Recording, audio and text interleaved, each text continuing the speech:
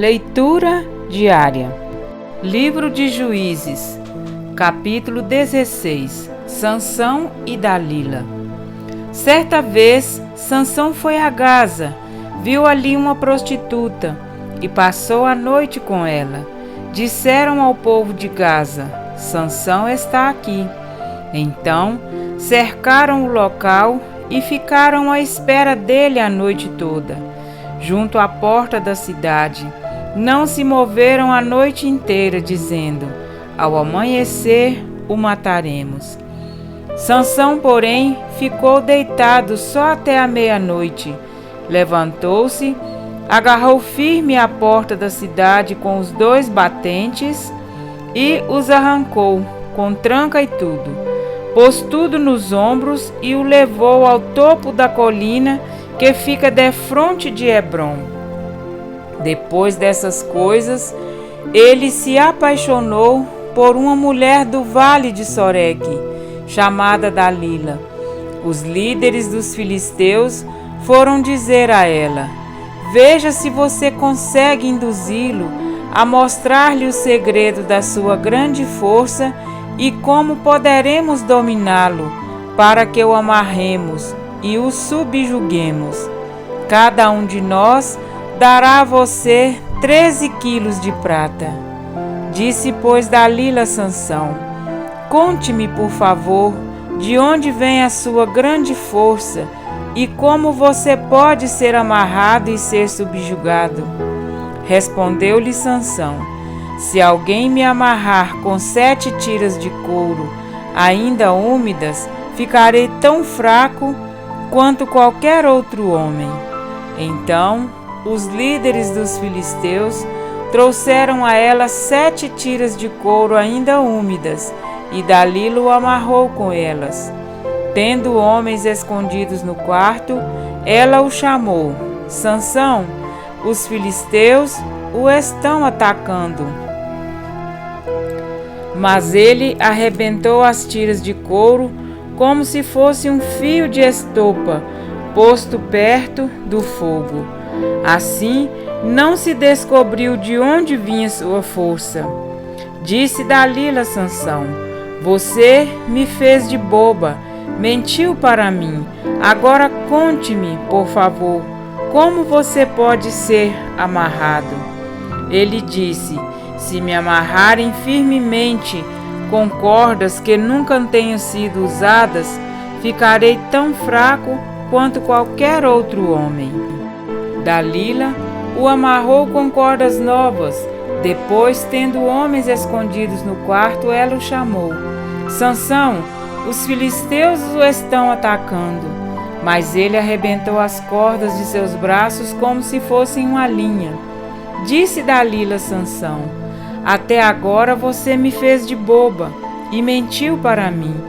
Diga-me, como pode ser amarrado? Ele respondeu: se você tecer num pano as 7 tranças da minha cabeça e o prender com uma lançadeira, ficarei tão fraco quanto qualquer outro homem. Assim, enquanto ele dormia, Dalila teceu as 7 tranças da sua cabeça num pano e o prendeu com a lançadeira. Novamente ela o chamou: Sansão, os filisteus o estão atacando.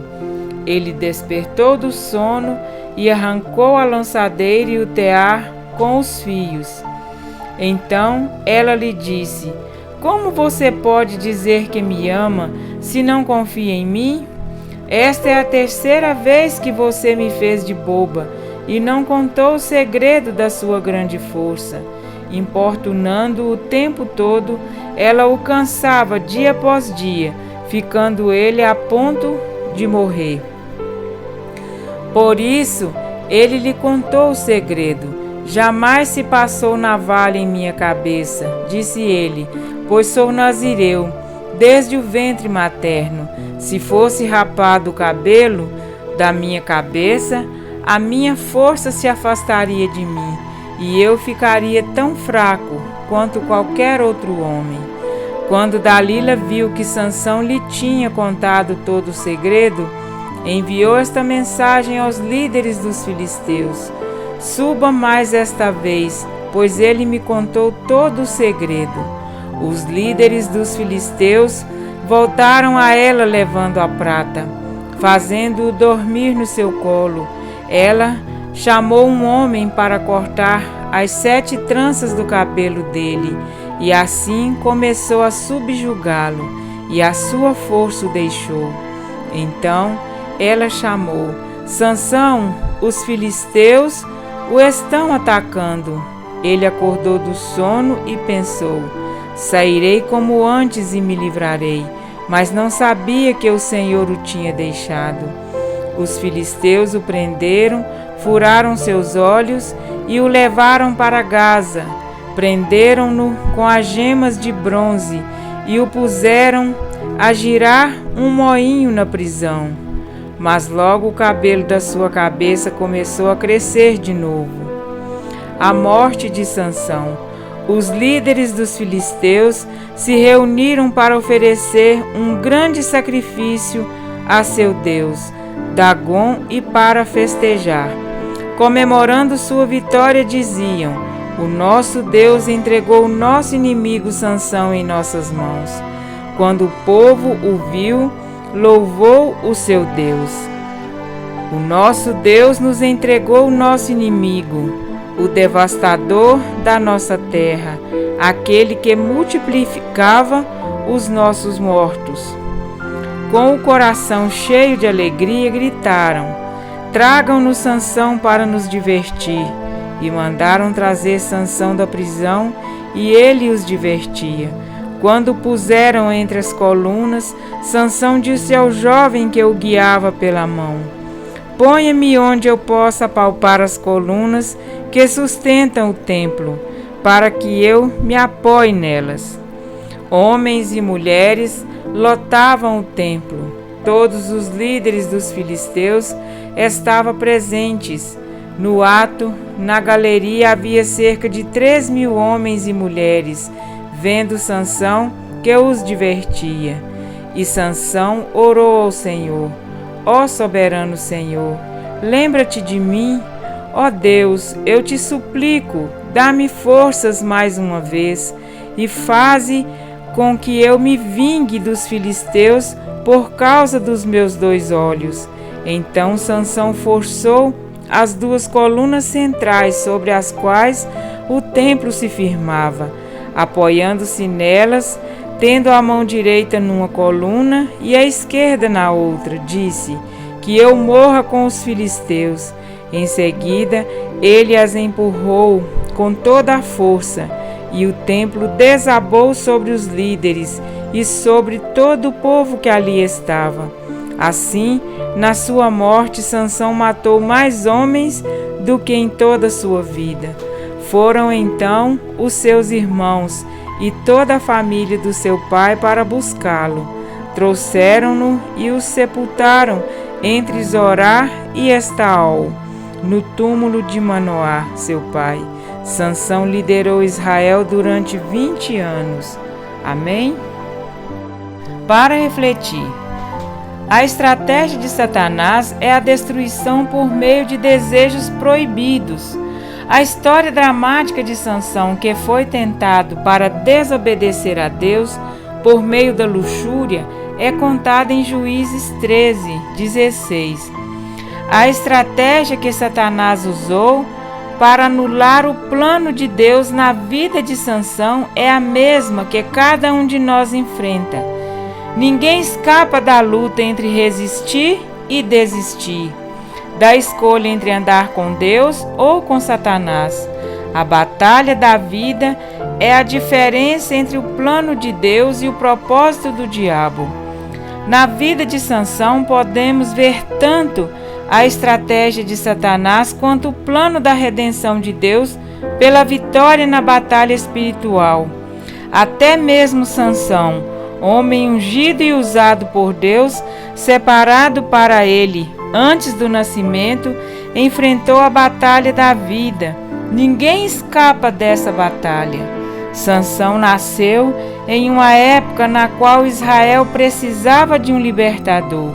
Com efeito, ele nasceu para esse propósito, O seu nascimento foi uma resposta à lamentação do povo, que sofreu 40 anos sob o domínio dos filisteus. Desde o início, ele foi um instrumento escolhido, separado para o Senhor. Enquanto crescia, Deus o abençoava. Sansão, movido pelo Espírito Santo de Deus, começou a realizar feitos poderosos e sobre-humanos. Ele era uma ameaça que Satanás precisava deter. Como vemos no texto em estudo, o inimigo começou a tentar Sansão por meio da paixão física, quando ele desejou uma mulher filisteia. O propósito de Satanás era destruir testemunho e a eficácia de Sansão no trabalho de Deus, a fim de destruir-lhe a vida e todos os planos que Deus tinha para ele por intermédio dele.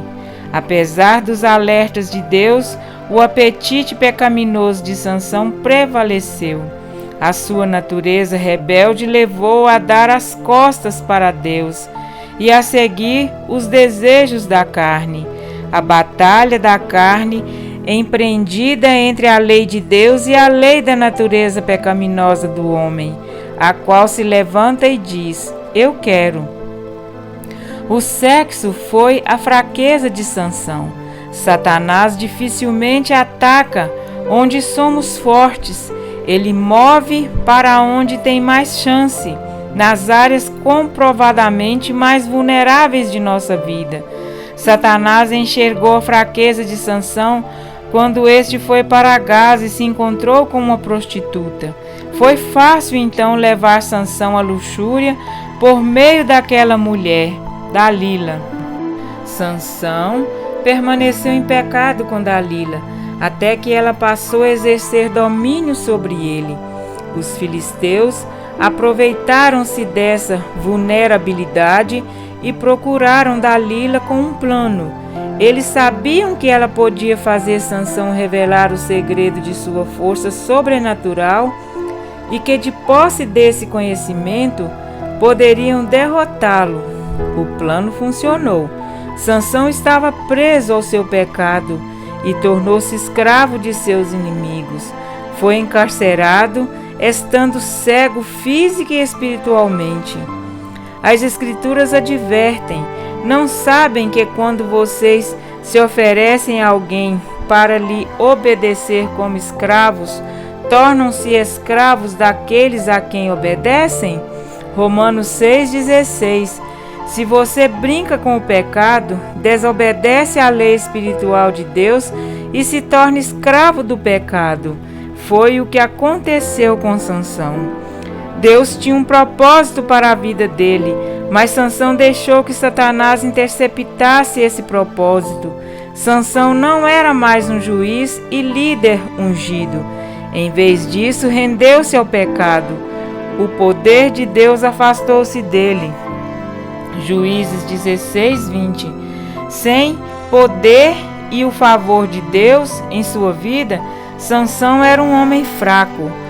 José, muito tempo antes, dissera aos seus inimigos: vocês planejaram o mal contra mim. Deus o tornou em bem, para que hoje fosse preservada a vida de muitos. Gênesis 50:20. Deus planejara usar Sansão para o bem, não importando quão difíceis fossem as circunstâncias.